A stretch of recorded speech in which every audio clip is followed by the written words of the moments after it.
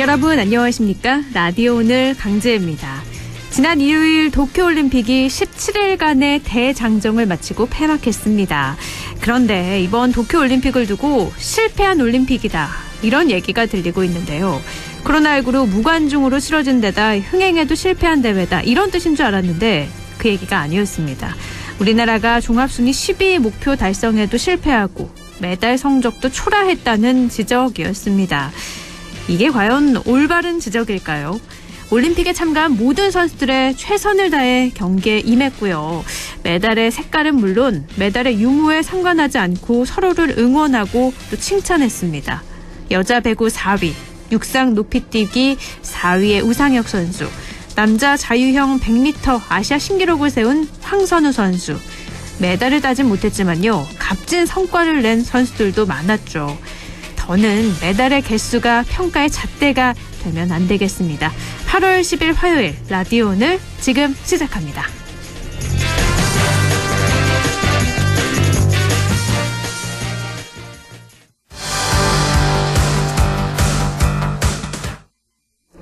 네, 시사 이슈 함께 이야기해봅니다. 시사딸 액기찾기 최요한 시사평론가입니다. 안녕하세요. 네, 여보세요? 여보세요? 네, 안녕하세요. 예, 최요한입니다. 네, 한 주 잘 지내셨죠? 잘 지냈습니다. 네. 좀 또 시사 이야기를 해볼 텐데, 국민의힘 대권주자 윤석열 검찰총장의 대선 캠프 정책자문단 42명 명단이 공개가 됐는데, 예. 몇몇 좀 관심이 가는 분들이 있어요. 지금 현 문재인 정부 북핵 문제 총괄했던 이도훈 전 한반도 평화교섭본부장이 깜짝 합류를 했어요. 저도 요 기사를 보고 깜짝 놀랐습니다. 네. 예, 왜냐면 그 이도훈 그 한반도 평화교섭본부장이야말로 정말 이게 문재인 정부의 심혈을 기울였던 한반도 프로세스의 정말 핵심 중에 핵심이거든요. 네. 근데 이게 윤석열 검찰총장 대선 캠프에 들어갔다 그래서 깜짝 놀랐는데요. 일단 그 팩트부터 말씀드리자면은 네. 정책자문단 42명 명단을 공개했고요. 이 자문단은 경제, 사회, 그리고 외교안보 통일, 그리고 교육 이 4개 분과로 구성됐습니다.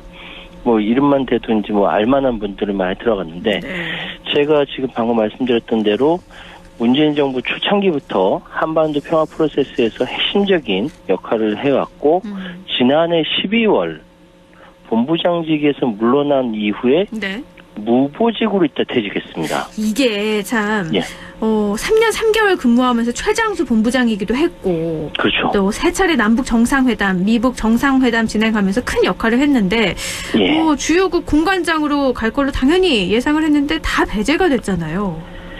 그렇습니다. 이게 이제 참 이걸 어떻게 해석해야 될지 모르겠는데요. 네. 근데 이게 첫 번째 사례가 아닙니다. 두 번째 사례예요. 네.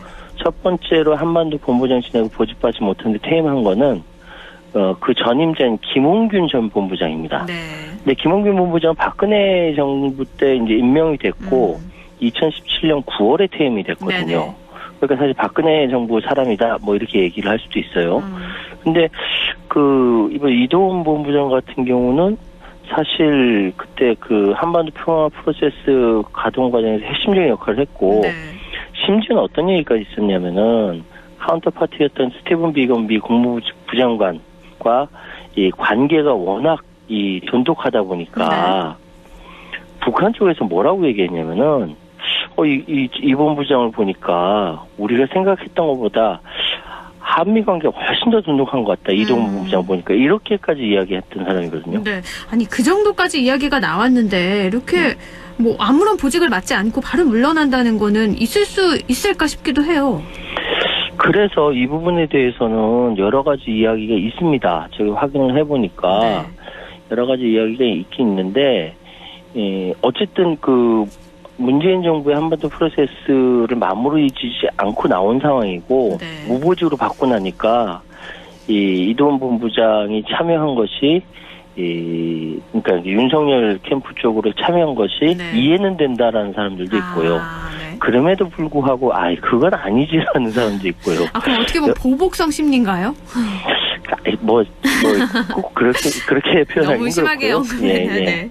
뭐 자신의 가지고 있는 기조에서 조금 더 이제 기조가를 좀 더 펼칠 수 있는 부분을 선택했다라고 생각이 되고요.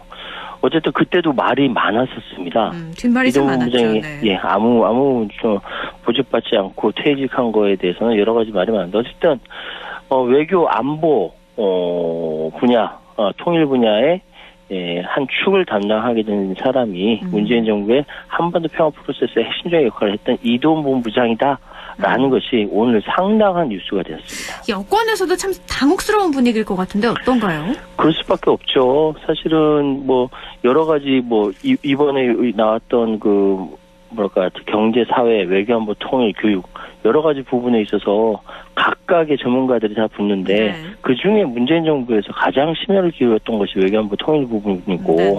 근데 여기에서 이제 그 다음 정부는 이제 이어받아서 어떤 꽃을 피우겠다 이런 전략을 가지고 있는데 그 핵심이 상대방한테 넘어갔으니 네.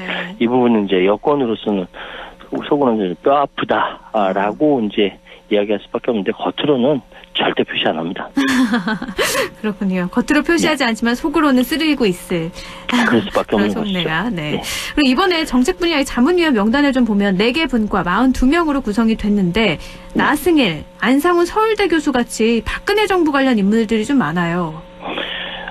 사실 이제 외부에서 들어간 이제 사실 윤석열 전 검찰총장 같은 경우는 성격상 그 문재인 사람이라고 평가되다가 각을 세우고 나온 거지 않습니까? 네네. 근데 이제 국민의힘 쪽에서 가장 지지율이 높고 이건 뭐 밴드웨건 효과일 수도 있겠습니다만 어쨌든 그 전혀 이렇게 개파를 구성했던 정치인이 아닌 상황에서 출발한 사람이다 보니까 여러 가지 다양한 그 색깔을 낼 수가 있는데 네. 그럼에도 불구하고 국민의힘이라는 원심력이 박근혜 전 대통령한테 있을 수밖에 없고요. 네. 그러다 보니까 이제 가장 가능성 높은 사람들에게 많은 사람들이 모인다 이렇게 말씀드릴 수 있는 거죠. 그래서 뭐 나승일, 안상훈 이런 서울대 교수 같은 분들이 많이 포함이 됐을 것이다.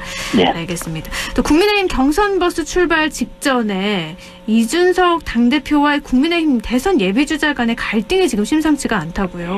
그렇습니다. 지금 이게 지도부 패싱 논란이 있었고 계속 파벌 진영 싸움 논란이 제기되면서 이 내부에서 여러 가지 우려가 지금 터져나오고 있습니다. 사실 겉으로 드러나지 않아도 됨에도 불구하고 이미 지지난주부터 김지현 최고위원하고 네. 이준석 대표 간에 뭐랄까 이렇게 말다툼 같은 것들이 외부에 표출이 됐단 말이죠. 네. 근데 지금 이런 것들이 공공연하게 이야기가 나오고 있습니다. 특히 오늘 같은 경우는 원희룡 제주지사가 지금 내부에서 있는 갈등 같은 것에 대해서 방송에서 대놓고 이제 이준석 대표에 대해서 비판을 하고 나섰거든요. 네. 이게 이제 김재원 최고위원이 이야기했던 이준석 대표의 당내 위치에 대한 괴를 같이 합니다. 네. 그러니까 지금 이준석 대표로서는 자기가 자신이 이제 대표가 됐고 이제 대권 주자들 모시고 대선을 치러야 되는 입장에서 여러 가지 생각은 많겠죠. 그러다 보니까 공정성 문제도 있지만 당이 이렇게 지지율이 올라야 되는 입장이고 네. 그러니까 컷오프에 대해서도 이야기하고 대선 주자들 모아서 뮤직비디오 찍는 이 리얼리티 프로그램 만드는 이런 많아요. 네. 아이디어를 그러니까 홍보 기획안을 많이 얘기해놨는데 네. 정작 이제 당내에서는 대표가 그런 거 손대는 건 월권이다. 특히 그 경선위가 경선 준비위라든지 이런 데가 정말로 중립을 지켜야 되고 네. 문재인 정부와 같이 맞서는데 중심에 서야 되는 사람이 이런 아이디어 내고 있는데 이 상태로 있는 건 아니다라고 비판한 거고요. 네. 원희룡 지사도 그렇게 얘기한 것이고 또 동시에 한 가지 부분인 이준석 대표가 대선 후보 검증단을 자신의 직속으로 둔다라고 얘기했었거든요. 네네. 여기에 대해서 대선 주자는 이건 아니다.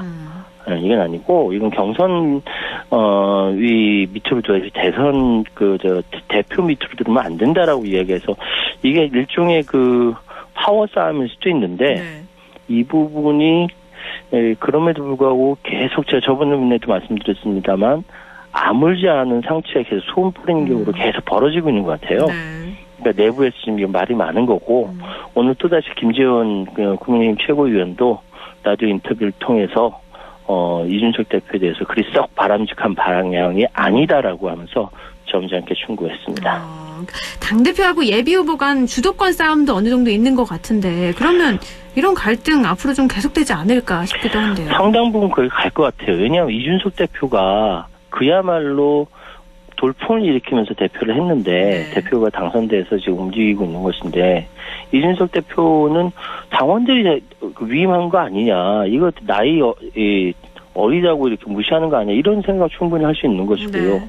근데 이제 기존에 소위 기득권을 갖고 있었던 다선의 이렇게 저희 정치 선배로서 최고위원이나 당 지도부인 다른 사람들은 당의 전통이 있는데 우리 얼굴도 세워줘야 되는 거 아니냐.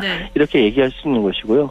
이 노장청이 서로 이렇게 좀 이렇게 뭐랄까 좀 화합하는 모습을 보여줬으면 좋겠는데 당분간은 계속 되지 않을까. 지금 내부에서 뭐 돌고래 멸치는 이게 아주 치명적인 이야기거든요. 누구는 돌고래고 누구 멸치냐 이렇게 이야기가 되니까 이준석 대표로서는 여러 가지 아이디어를 가지고 하고 싶은데 지금 당내 화합을 먼저 생각해야 되는 그런 처지에 있습니다. 윤 전 총장이 국민의힘 입당한 이후에 지지율이 계속 빠지고 있는데 혹시 이런 당내 갈등도 좀 영향이 있을까요? 아무래도 윤 전 총장이 생각보다 일찍 입당을 하게 된 것은 1등 주자다 보니까 주변에서 공격이 많고 그 공격을 당이라는 이제 외피로 이제 막아냈으면 좋겠다라는 생각을 했던 것 같은데 그러면 당하고 같이 손잡고 움직여야 되는데 그런 움직임이 없고 기대보다 실망이 큰 것 같고요. 기대보다 실망이 크다 보니까 당에 대해서도 미덥지 않은 것 같고 당은 또 당대로 윤석열 총장이 좀 더 확실하게 움직여줬으면 좋겠는데 실언이라든지 뭐 이런 것들 계속 하니까 내부에서 실망하는 것 같고 그러다 보니까 지지율이 빠지고 이렇게 되면 이제 주자든 당이든 좀 조급해지거든요. 조급해질 때 실수가 나오기 때문에 이런 부분 좀 더 길게 봤으면 좋겠네요. 그러니까 입당했을 때 얻게 되는 장점들이 지금 누리지 못하고 있는 거잖아요. 컨벤션 효과를 전혀 누리지 못하는 게 처음에 반짝 누리다가 바로 급전직하게 됐으니까 좀 답답할 것 같습니다. 앞으로 또 당내 갈등 어떻게 될지 지켜보면서 윤석열 전 총장의 지지율도 추이도 봐야 될 것 같습니다. 또 최유한 평론가께서 직접 취재를 하셨다고요. 최근 국정원이 발표한 청주 활동가 간첩단 이 사건에 대해서 하셨는데 지역민들의 반응은 좀 의외라는 반응이 있다고요? 제가 사실 이 보도를 보고 나서 이게 중앙에서 나오는 이제 그 신문 기사보다는 충청도에 지인들이 좀 있어서요. 지역 신문하고 지역 지인들 통해 가지고 확인을 좀 해봤습니다. 일단 반응은 뭐냐면은 한 5명, 6명이 1990년대 초부터 활동을 이 지역에서 해왔고요. 이번엔 이제 F-35 스텔스기 도입 반대 운동을 했다, 뭐 DMZ 인간 띄우기 운동을 했다라고 하지만 구속된 사람 3사람하고 혐의 피의자 1명하고 해서 4사람에 대해서 지역에서는 소위 해서 활동가들이 있지 않습니까? 굉장히 골치 아파한다고 합니다. 그러니까 왜냐하면은 여러 가지 부분에 있어서 화합하지 못하고 내부에서 굉장히 문제가 많이 있는 사람들이었다라고 해서 제가 좀 충격적인 얘기를 들은 게 만약에 이 사람들이 김정은으로부터 돈을 만약 받은 뭐 1만 달러, 2만 달러 받아서 1만 달러 또 횡령했다라고 하는데 만약에 이 사람들이 2만 달러 받아서 자금을 받아서 이렇게 할 정도라고 한다면은 김정은이 속은 것이다. 라고까지 이야기를 하고 있는 거예요. 그러면 뭐 북한에서 지령받고 활동을 했던 게 아니다 이런 말씀이신 거예요? 아니 그건 아니고 그건 제가 확인할 수 있는 범주가 아니고요. 그 정도도 안 되는 사람들이다. 지금 어떻게 보면 그런 깜냥이 되지 않는 사람들이 깜냥되지 않는다라는 거죠. 지금 나오는 얘기들이 굉장히 심각한 것이 예를 들어서 비전향 장기수 모 씨가 건설 현장에서 일해 모은 임금을 가르쳤다라든지 자신을 위해서 여러 가지 활동을 대신 해주었던 무슨 돌아가신 이제 지역의 유지 목사님이 계세요. 이분에 대해서 악담을 퍼붓는다든지 북에서는 60명을 포섭하라고 했다고 하는데 이 사람들 민주노총에 가입하려다가 거부당하고 다 잘리고 그랬거든요.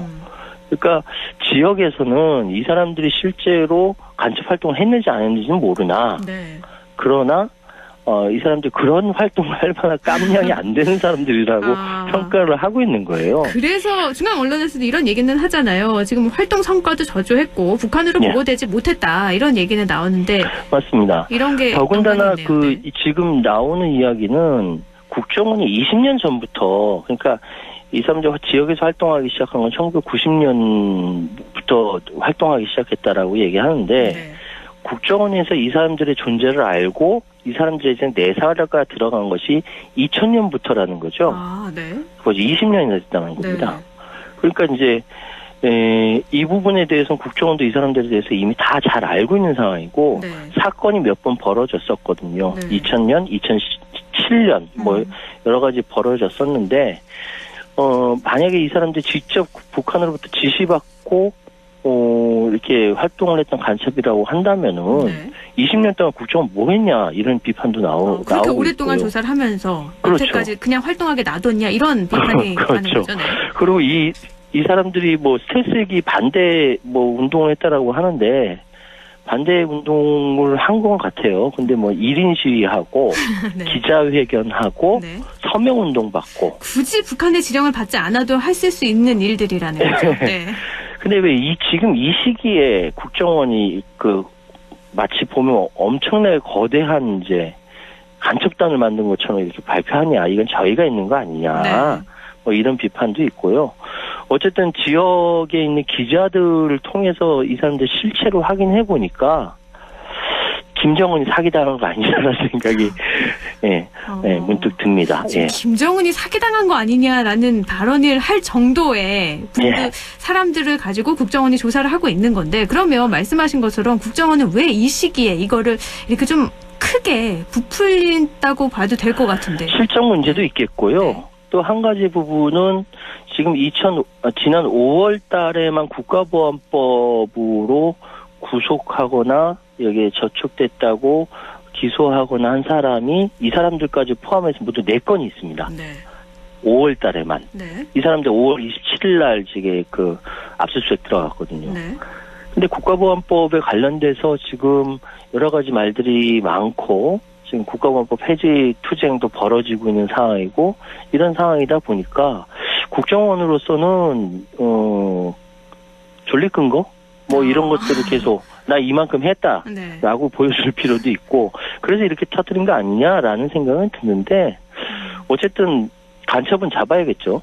잡긴 근데 이 사람들이 간첩인지는 조금 더 검증이 필요할 것 같네요. 예, 조금 더 검증이 필요할 것 같습니다. 알겠습니다. 지금 이재용 삼성전자 부회장에 대한 가석방 결정이 나서 이게 특혜라는 비판이 계속되고 있어요. 이건 어떻게 보세요? 지금 온통 이재용 부회장에 대해서 비판하는 것보다 이거를 허락한 박범계 법무부 장관한테 화살이 다 날아가고 있습니다. 네. 굉장히 비판 이야기가 많이 있는데 이 부분에 대해서 박범계 장관이 이재용 씨만을 위한 가석방이 아니다라고 강조를 했거든요. 네. 근데 이제 노동계와 시민단체가 이 부회장의 특혜를 줬다고 강하게 비판하고 있는 것은 가석방 예비심사 대상 선정 기준을 낮춰서 이제 복용률 50% 이상이면 대상자가 되는 것이라고 법무부에 설명을 했습니다. 이게 지난달에 완화가 된 거죠? 예. 네. 그러면서 가석방 예비심사 대상자 선정 기준을 기준 형집행률 55에서 95%에서 50에서 90으로 완화 적용했다는 거죠. 네. 그러면서 박 장관이 이재용 씨 복용률이 60% 점을 주목하시니 적어도 복용률 60% 이상의 수용자들에 대해선 특별한 사정이 없으면 가석방 심사기를 대폭 확대하겠다라고도 이야기했습니다. 네. 그런데 문제는 뭐냐면 여기에 대해서 이제 추미애 전 장관까지 나서서 곱빼기 사법 특혜다라고 얘기했는데 왜 이 부회장에 대한 가석방 얘기가 나왔을 때 이게 낮아지고 하필이면 하필이면 여기에서 60%에 대해서 이렇게 따로 이야기가 나오느냐. 이런 비판에서 자유로울 수 없는 거고요. 그리고 또 이렇게 얘기하고 나니까 이제 언론에서 나온 얘기가 이 부회장에 대한 취업 제한 해제도 나오겠다라는 이제 비판도 많이 있는 겁니다. 뭐냐면 이제 특정경제범죄 가중처벌법 14조에 따르면 5억 원 이상 횡령이나 배임 등 저지르면 징역형 집행이 끝나도 5년 동안 취업이 안 됩니다. 근데 이제 지금 이야기는 뭐 국가가 이제 코로나 상황 봐서 네. 이렇게 가석방 일하라는 이야기잖아요. 그렇죠. 근데 이게 이제 애매한 겁니다. 그러니까 특혜라는 이야기가 나오는 것이고 사실은 이 조항 때문에 김승현 전 하나 회장도 취업 제한 조치로 인해서 2014년 회장직 포함해서 그룹 내 모든 자리에서 물러났거든요. 네. 이런 상황을 보니까 박범계 법무부 장관한테 특혜라고 이야기하는 사람들의 마음도 이해는 가는데 또 박범계 장관 입장도 이해가 안 가는 건 아니고요. 예, 여러분 두루두루 네. 생각할 지점이 많은 하루였습니다. 사실 경제적인 영향을 고려해서 그리고 기업 총수 같은 경우에는 형을 확정할 때도 감형이 많이 되잖아요. 그런데 지금 솔직히 얘기해서 네. 삼성이라는 거대한 시스템으로 돌아가는 상황에서 네. 오너가 없으면 더 잘 들어가요. 주가가 더 올라가요. 실제로 이건 객관적으로 맞는 거고, 네. 대한민국 재벌들의 가장 리스크가 다른 데 리스크가 있는 게 아니라, 오너 리스크가 있어요. 네. 오너, 사주, 일가, 여기서 사고 많이 심는 게 좀 많거든요. 그래서 사실 삼성 같은 경우도 지금은 이렇게 거대한 시스템, 세계적인 기업인데, 여기에서 이제 문제가 생긴 거에 대해서 여러 가지 생각은 할 수 있겠습니다만 네. 법 앞에서는 그 누구나 다 평등해야 되는 것이 맞고 그게 민주주의 기본 질서입니다. 네. 이 부분에 대해서는 박범계 장관이 뭐 생각 안 한 건 아니겠죠. 그렇죠. 네, 가석방은 법무부 정책이다 라고 청와대에서 요 한마디하고 입 다문 것도 예, 두루두루 고민을 한 결과인 것 같습니다. 네, 뭐 어찌됐든 국정농단 사건에 연루돼서 징역 2년 6개월 확정 판결을 받고 복역 중인 이재용 삼성전자 부회장 13일 오전 10시죠. 이제 석방이 되는데 관심은 당분간 계속되지 않을까 싶네요. 삼바 재판도 남아있기 때문에 네. 삼성 바이오로직스 네네. 재판도 남아있기 때문에 이건 계속 갈 수밖에 없습니다. 알겠습니다. 다음 소식으로 넘어가면 배구 여제 김연경 선수의 팬들이 예. 터키에 그러니까 열흘 넘게 대규모 산불이 이어지니까 묘목 수천 그루를 선물을 했습니다. 근데 예. 현지 환경단체가 한글로 감사 인사를 전했죠. 그러니까 선수가 멋있으면 선수의 팬들도 멋있는 것 같아요. 그래서 이 말이 있더라고요. 김연경 선수 이렇게 하면 그 선수의 그 팬이다. 네, 맞습니다. 네. 그러니까 지금 터키에서는 그러니까 워낙 그 남부에서 열흘 넘게 대규모 산불이 이어지면서 막대한 규모의 산림이 훼손되고 터키에 또 소방용 항공기가 갖춰져 있지 못하대요. 그 외국으로부터 소방 항공기와 헬기를 긴급 지원받아서 진화에 어려움을 겪고 있는데 이번 올림픽에서 배구 선수들이 어려움을 겪고 있는 고국의 국민들을 위해서 열심히 이제 뛰어서 메달을 선물하겠다라는 그런 상황에 나온 거고. 네. 근데 이제 코리아의 폭풍에 걸려서 눈물을 흘릴 수밖에 없었지 않습니까? 그런 상황이 이제 여기저기 다 알려지다 보니까 네. 김연경 선수도 안타까웠는데 이걸 보고 있는 팬들이 김연경 선수의 이름으로 SNS에 해시태그로 Pray for Turkey, 터키를 위해 기도한다. 이런 응원하면서 김연경 선수의 이름으로 묘목을 기부하자는 제안에 네. 많은 사람이 기부에 동참을 하게 된 거죠. 그러니까 이제 김연경 선수도 이제 팬들한테 감사할 수밖에 없는 것이고 그래서 사람은 혼자 못 살고 같이 공동체를 이루어 산다라는 생각이 들고 그 선수의 그 팬들이다 이렇게 말씀드리겠습니다. 선한 영향력을 제대로 전파하고 있는 것 같아요. 참 이번에 올림픽에서 네. 김연경 선수가 네. 도쿄올림픽 득점 2위를 차지했습니다.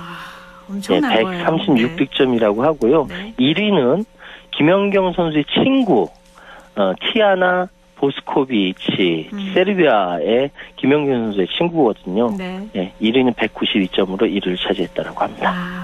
정말 김연경 선수 우리나라는 4위를 해서 4위도 엄청난 거잖아요. 그런데 그럼요. 김연경 선수가 또 이렇게 득점 2위까지 차지해서 기쁜 소식도 전해졌습니다. 예. 지금 또 한창 피서철인데 부산시는 비상이에요. 뭐 전국의 비상이기도 하지만 부산시는 사회적 거리두기 오늘부터 4단계로 격상을 하죠. 그렇죠. 오늘이 지금 코로나 1,540명, 국내 발생 1,476명, 해외 64명이라고 하는데 지금 부산이 상당히 지금 걷잡을 수 없이 악화되고 있는 것 같습니다. 근데 사실 여름이지 한철 장사잖아요. 그렇죠. 근데 여기에서 이렇게 결정을 했다는 거 그만큼 심각하다는 것이고요. 그래서 오늘 새벽 0시부터 22일 0시까지 부산의 거리두기를 4단계를 극상하기로 했고. 그럼 해수욕장이 다 문을 닫는 거죠? 지역에 있는 모든 해수욕장 관련된 이제 편의시설이니 뭐니 다 문 닫는다는 거예요. 그리고 그 샤워 부스도 문을 닫기 네. 때문에 사실상 이제 개인용 파라솔과 의자 등을 가져와서 해수욕을 할 수 있지만 텐트나 그늘막은 설치할 수 없다라고 하고요. 네. 오후 6시까지 방역수칙 지키면서 취식은 할 수 있지만 6시 이후는 취식과 음주 전면 금지된다라고 하고요. 굉장히 사실 여름 한철 장사를 생각하신 지역의 소상공인들이 많을 텐데 이게 너무 심각하니까 이렇게 결정을 한 거고 이 부분에 따라서 휴가객들도 따라야 하지 않을까 좀 참 안타깝습니다. 소상공인들 생각해보면. 지금 22일까지라고 하면 여름철 내내잖아요. 그러면 사실 그렇죠. 여름 여행 왔던 사람들도 제대로 그러니까 부산에서 해수욕을 하지 말아라 이런 말인데 코로나 상황이 얼마나 심각하면 이 지경까지 왔는지 참 안타까운 마음입니다. 지금 법률 서비스 플랫폼을 둘러싼 법조계 내부 갈등이 굉장히 첨예한데 이 부분도 좀 짚어주시죠. 예, 지금 법조계 플랫폼 중에 그러니까 소위 얘기해서 변호사가 아닌 자와 동업을 금지한다는 조항이 있거든요. 네. 근데 대한변호사협회에서는 변호사가 아닌 사람이 사건을 소개 알선 목적으로 변호사를 홍보하는 광고나 영업에 변호사가 참여하는 것을 규율하는 것을 뼈대로 한 변호사 광고에 관한 규정 개정을 시행을 했습니다. 네. 근데 바로 이제 플랫폼을 로톡 이야기하는 것인데 여기에 대해서 이제 찬성하는 사람들은 이 법률 서비스 플랫폼을 법조 브로커라고 주장하는 거 이치 안 맞는다. 이 부분에 행정소송도 불사할 것이다라고 이야기하면서 반발하고 있습니다. 네. 그러니까 이제 변호사협회가 기존에 가지고 있는 기득권이랄까 기존에 있었던 것들 그런데 새로운 플랫폼이 등장하면서 부딪히는 거 이 택시하고 똑같거든요. 그래서 법률 시장의 우버화라고 얘기를 하더라고요. 그러니까요. 이 부분에 대해서는 법무부에서 어떻게 입장을 가지고 있는가 확인을 해보니까 네. 박범계 장관은 로톡은 합법이라고 얘기했습니다. 그러니까 이 로톡이라는 게 이게 맞나요? 그러니까 변호사하고 뭐 이렇게 직접 의뢰인하고 연결을 시켜주는 거죠? 소개를 해주는. 예, 맞습니다. 네. 예, 맞습니다. 그러니까 이 로톡 플랫폼은 법률적으로 그러니까 변호사가 아닌 사람이잖아요. 네. 그러니까 변호사랑 동업하면 안 되는 거죠. 그렇죠. 근데 이렇게 보는데 다른 편은 플랫폼 쪽에서 찬성하는 사람들 입장에서는 이거는 그저 플랫폼일 뿐이지 이걸 그렇게 그런 식으로 갖다 붙이면 어떡하냐라고 얘기하는 거예요. 근데 지금 박범계 장관이 합법이라고 얘기했거든요. 네. 그러니까 여기서 좀 이렇게 많이 이렇게 부딪히는 것 같습니다. 분명히 합법이라고 얘기한 합법의 취지로 말한 걸로 전해졌어요, 지금. 네. 그래서 이거는 지금 택시 갈등을 겪었던 거와 똑같이 변호사 쪽 업계에도 이렇게 같이 갈등 겪는 거 아니냐 이렇게 생각할 수밖에 없는 거죠.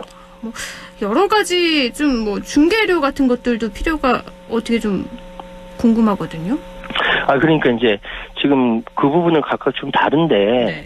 어쨌든 변호사 단체, 그러니까 대한변호사협회 쪽에서 생각하는 이제 자신들의 영업 바운더리하고 네. 서비스 플랫폼으로 가기는 당연히 싸고 그쪽으로 갈 수밖에 없기 때문에 네. 그 구체적인 부분에 대해서 갈등을 하고 있는 거거든요. 네. 그래서 이 부분에 대해서는 법무부에서 가부를 좀 정해줘야 될 것 같다라는 생각이 듭니다. 네, 변호사 법률 사무소 모두 다 피해를 보지 않도록 하는 뭔가가 좀 필요할 것 같습니다. 오늘 여기까지 말씀 나누죠. 고맙습니다. 네, 감사합니다. 네, 최요한 시사평론가와 함께했습니다. 라디오 오늘 1부는 여기까지고요. 저는 2부에서 뵙겠습니다.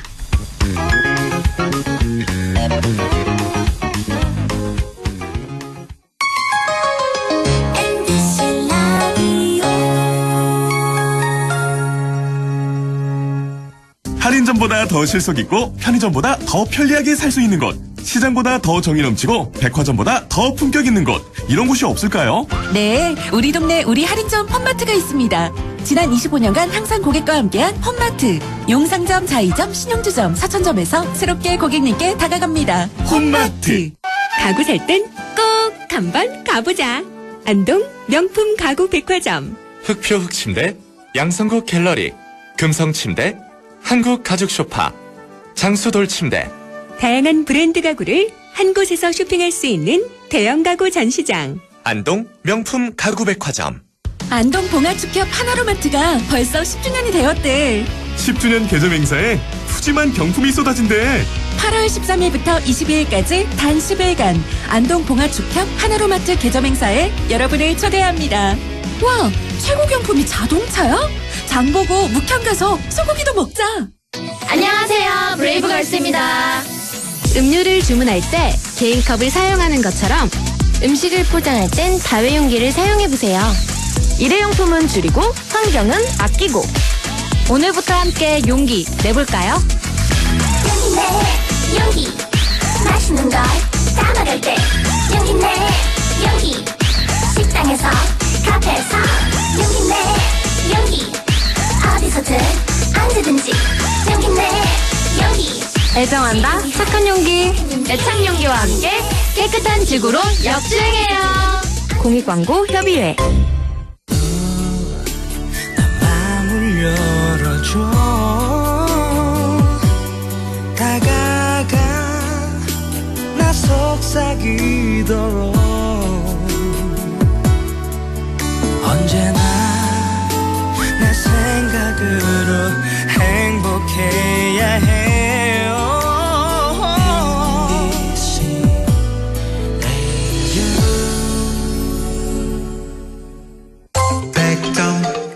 MBC 라디오.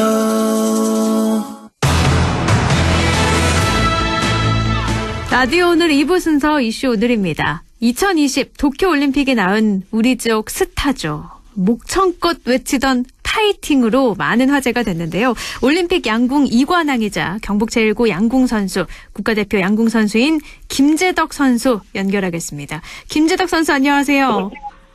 네, 안녕하세요. 김재덕입니다. 아, 네, 목소리가 아주 밝아요. 한국 양궁 역사상 최연소 금메달리스트, 올림픽 첫 출전에 무려 2관왕. 수식어가 정말 많은데 어떻게 인기 좀 체감하시나요? 한국 입국하고 나서 많이 느꼈던 것 같아요. 생각보다. 역시 올림픽 스타로 뭐 꼽으라면 김재덕 선수 꼽으시는 분들이 너무 많아서요. 지금 그러면 한국을 입국을 한 거고 고향에 돌아오신 건가요? 네, 지금 예천에서 이제 자가격리를 하고 있는 상황입니다. 아, 그렇구나. 그럼 아직까지 고향 분들은 많이 만나지 못하셨을 것 같아요. 네, 지금 자가격리 상태여가지고 일단 만나기보다는 일단은 모든 일정을 자가격리 끝나고 하는 걸로 지금 다 잡아놨어요. 그래도 이렇게 올림픽이 2관왕을 차지하고 돌아오는 고향은 느낌이 좀 남다를 것 같은데요. 소감부터 좀 여쭐게요. 이번 도쿄올림픽에서 노력한 만큼의 나왔던 결과라 생각하고 목표는 제 목표 이상으로 했기 때문에 후회 없는 경기는 아니고요. 네. 기분도 좋고 이제 저의 자신 있는 모습을 보여드려서 저가 너무 영광이고 기분이 좋았습니다. 원래 목표는 어떤 거였어요? 네? 원래 목표는 어디로 잡으셨어요? 일단 저희 꿈과 목표 중 하나가 이제 올림픽 남자 단체전 금메달 따는 건데요. 네. 이제 그 금메달이 습득하고 나서도 이제 아직 세계 양궁 선수권의 남자 단체전 금메달, 네. 아시안 게임의 남자 단체전 금메달이 목표인데 아직 이제 꿈에 한 발자가 나갔구나 생각하고 좀 자만하지 않고 좀 더 자신 있게 더 배우면서 그렇게 하고 싶다는 생각이 크게 들었어요. 충분히 가능하지 않을까 싶은데요. 지금 자가격리 중이시라고 하는데 건강은 괜찮으시죠? 네, 상태는 아주 좋습니다. 아픈 데는 없으시고 식사도 잘하시고요. 네. 근데 어떻게 가족분들도 아직 직접 만나지 못한 상황이라서 가족분들도 너무 많이 보고 싶어 하실 것 같은데 통화는 하셨을 것 같은데요. 어떤 말씀 좀 해주시던가요? 일단은 말씀 그대로 자가격리 상태에서 보지는 못했고요. 네. 만나보지 못했고 전화로 일단 아빠한테 전화하게 됐는데 뭐 일단 너 목표가 일단은 금메달 하나 단단한체는만 보고 나왔던 올림픽인데 네. 더 운이 좋게 따서 너무 좋았고 엄청 수고했다고 일단 말씀하셨습니다. 뭐 아버지뿐만이 아니라 경북 도민, 뭐 한국 국민 모두가 다 응원하던 선수셨으니까요. 근데 이번에 안산 선수하고 함께 출전했던 혼성전에서 금메달을 먼저 땄었잖아요. 이게 저는 네. 가장 궁금하더라고요. 금메달 확정이 딱 되는 순간 그때 그 기분 어떠셨어요? 일단 말로 설명할 수 없는 짜릿함이 엄청나게 컸습니다. 그때도 역시 화이팅을 신나게 외치셨잖아요. 네. 그 짜릿한 기분, 어땠을지, 감이 이렇게 상상이 안 되는데, 두 번째 금메달 남자 단체전에서도 금메달을 딴 거잖아요. 근데 나이 차이가 좀 많이 나는 형님들이었는데 부담스럽지는 않으셨어요? 처음에 이제 올림픽 국가대표가 되고 나서는 이제 좀 부담감도 있었고 그랬는데, 계속 선촌에서 훈련을 하면서 이제 오진혁 선수나 김우희 선수나 조금씩 친해져 가면서 대화도 많이 하고 이제 단체전 팀워크를 위해서 노력을 많이 했습니다. 그래가지고 올림픽에 갔을 때는 부담감보다는 저희가 연습했던 모습 그대로 자신 있게 오진혁 선수나 김우희 선수나 자신 있는 모습을 보여드려서 너무 감사하고 이제 오진혁 선수나 김우희 선수도 꿈이 있는데 뭐 그 꿈을 같이 이뤄서 저는 엄청나게 영광이었습니다. 이제 굉장히 친해지셨을 것 같아요. 네, 맞습니다. 그리고 이번에 김재덕 선수의 특유의 파이팅이 굉장히 화제였어요. 알고 계시겠지만 이게 코로나로 지친 국민분들에게도 정말 큰 힘이 되기도 했는데 이 파이팅은 어떻게 나온 거예요? 이제 올림픽 무대에 올라가면 긴장이 많이 될 거라고 생각을 했었습니다. 네. 생각을 하고 이제 긴장이 많이 되면 제 자신 있는 모습을 못 보여드릴까봐 이제 남자 대표팀 남자 감독님께 말씀드렸습니다. 이거 화이팅 무대 가서 소리 크게 이제 기합을 해도 되냐고 물어봤는데 네네. 너 편한 대로 자신 있게 해라. 걱정 없다 이렇게 하셔가지고 하게 됐는데 뭐 자세하게 설명드리려면 화이팅 그거는 저나 한국 양궁 대표팀의 긴장감과 부담감을 감소시켜주고 이제 상대팀의 긴장감과 부담감을 증폭시켜주는 전략 같은 거라고 생각이 들었습니다. 그 전략이 제대로 먹혀든 거잖아요. 네. 같이 옆에 있는 선수들도 화이팅에 힘을 많이 얻었다고 좀 하나요? 저희 한국 양궁 대표팀이요? 네네. 네, 형들도 이제 많이 좋았고 긴장이 됐을 때 파이팅 크게 외쳐서 너무 긴장감이 빨리 풀리면서 자신 있는 모습을 보여드려서 감사하다고 형들이 계속 그렇게 말씀하십니다. 경기장에 이렇게 쩌렁쩌렁 울리는 화이팅 소리가 국민분들에게 정말 많은 힘이 됐었거든요. 근데 김재덕 선수가 양궁을 어떻게 시작했을까? 이것도 참 궁금한 게 많은데 계기가 조금 특별하다고요. 네. 일단 저가 초등학교 3학년 때 이제 체육 시간에 양궁부 모집을 하는 시간이 있었습니다. 짧은 시간인데 그때 제 초등학교 친구가 장난으로 양궁을 해보라고 했는데 이제 양궁을 그렇게 하게 됐습니다. 저는 장난 삼아 시작한 양궁이었는데 시작하자마자 확 실력이 보였다고 하던데요. 시작하자마자 활을 잡고 실력을 보였다기보다는 처음에는 천재성이나 그런 건 있지 않았습니다. 저도 근데 없었어요? 노력을 하면서 노력을 하면서 이제 제가 자신 있게 쐈을 때 슈팅을 하고 화살이 날아가서 표역지 X10에 꽂힐 때 그 쾌감이 엄청나더라고요. 근데 보니까 한 기사에서 봤는데 정말 연습벌레라고 하더라고요. 연습을 정말 열심히 많이 하신다고 들었는데 힘들진 않으셨어요? 많이 싸가지고 그날의 컨디션이 많이 연습했으니까 힘든 것도 있는데 제 꿈을 위해서라면 이것도 하나의 일종의 과정이다 생각하고 더 자신 있게 했었던 것 같아요. 그러니까 처음부터 천재성이 확 돋보였던 걸로 생각했는데 그런 건 아니었군요. 네. 근데 우리나라에서 금메달을 따는 건 크게 어려운 게 아니다. 국가대표 선발전이 더 어렵다. 이런 말들 많이 하잖아요. 근데 김재덕 선수도 이번 올림픽에 나가지 못할 뻔했다고요? 네, 맞습니다. 이제 국가대표 2차 평가전에서 이제 마지막 날 한 발까지 이제 3, 4위를 결정하지 못한 상황이었는데 이제 그 상황 같은 경우는 제가 일단은 자신 있게 쏘고 나야지 결과가 나오는 거니까 쏘고 나왔는데 이제 운이 저를 많이 따라줬다고 생각이 듭니다. 그 운도 실력에서 나온 거겠죠. 연습을 할 때 근데 우리나라 양궁 훈련 모습이 좀 화제가 되기도 했어요. 옆에서 엄청나게 시끄러운 데서 훈련을 하기도 하고 바람이 많이 부는 데서 하기도 하던데 실제로도 그런가요? 이번에 코로나19로 인해서 야구장에 가거나 특별 훈련을 야외 외에서 많이 하지 못했는데 선수 내에서나 전주를 많이 가서 하게 됐는데 특히 진천소촌에 이제 올림픽 세트장을 그대로 90% 이상을 환경을 맞춰놔가지고 대한연구협회에서 이제 올림픽에 대한 부담감도 적어지고 이제 그 무대에서 할 수 있다라는 마음이 크게 들었습니다. 그래서 대한연구협회한테 너무 감사하다고 계속 말씀을 드리고 싶었습니다. 아, 그 도쿄올림픽 양궁장을 그대로 옮겨놓은 거군요. 네. 그래서 빨리 적응을 해서 좋은 실력을 얻을 수 있게 한 건데, 17살의 어린 나이잖아요. 근데 이렇게 이관왕이라는 큰 꿈을 이뤘어요. 앞으로 또 다른 꿈이나 목표 어떤 게 있을까요?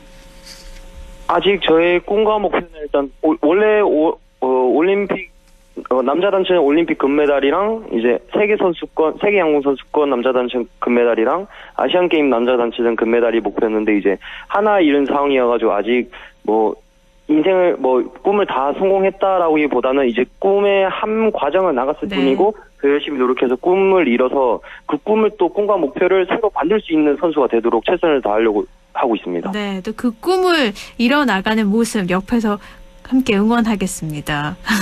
그러면 이 자가격리가 이제 언제 끝나죠? 자가격리는?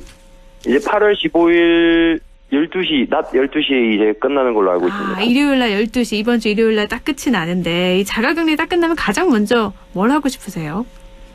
일단은 국밥을 먹고, 이제 요양병원에 계시는 할머니를 뵙고, 이제 돌아가신 할아버지 산소에 갔다가, 이제 아빠한테 가가지고, 이제 올림픽 금메달을 목에 걸어드리고 싶습니다. 그 올림픽을 받으신 부모님의 마음은 어떨지. 네, 그 감동이 전해질 것 같은데요.